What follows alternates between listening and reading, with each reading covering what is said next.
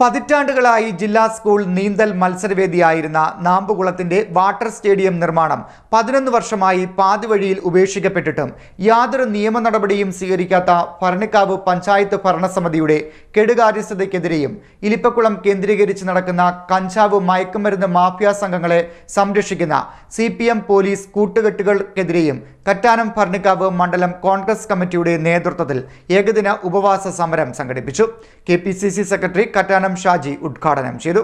പതിറ്റാണ്ടുകളായ ജില്ലാ സ്കൂൾ നീന്തൽ മത്സരവേദിയായിരുന്ന നാമ്പുകുളത്തിന്റെ water stadium നിർമ്മാണം 11 വർഷമായി പാതിവഴിയിൽ ഉപേക്ഷിക്കപ്പെട്ടിട്ടും യാതൊരു നിയമ നടപടിയും സ്വീകരിക്കാത്ത ഭരണിക്കാവ് പഞ്ചായത്ത് ഭരണസമിതിയുടെ കെടുകാര്യസ്ഥതയ്ക്കെതിരെയും ഇലിപ്പക്കുളം കേന്ദ്രീകരിച്ച് നടക്കുന്ന കഞ്ചാവ് മയക്കുമരുന്ന് മാഫിയ സംഘങ്ങളെ സംരക്ഷിക്കുന്ന CPM പോലീസ് കൂട്ടുകെട്ടുകൾക്കെതിരെയും കറ്റാനം ഭരണിക്കാവ് മണ്ഡലം കോൺഗ്രസ് കമ്മിറ്റികളുടെ നേതൃത്വത്തിൽ നാമ്പുകുളങ്ങരയിൽ ഏകദിന ഉപവാസം സംഘടിപ്പിച്ചു. KPCC സെക്രട്ടറി കറ്റാനം ഷാജി ഉദ്ഘാടനം ചെയ്തു.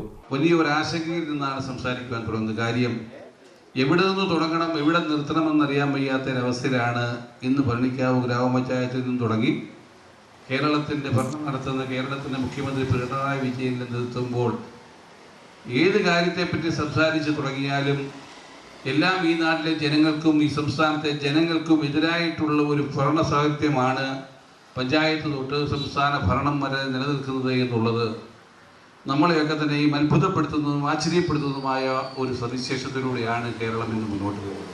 മണ്ഡലം പ്രസിഡന്റ് പ്രകാശ് D. പിള്ള അധ്യക്ഷത വഹിച്ചു.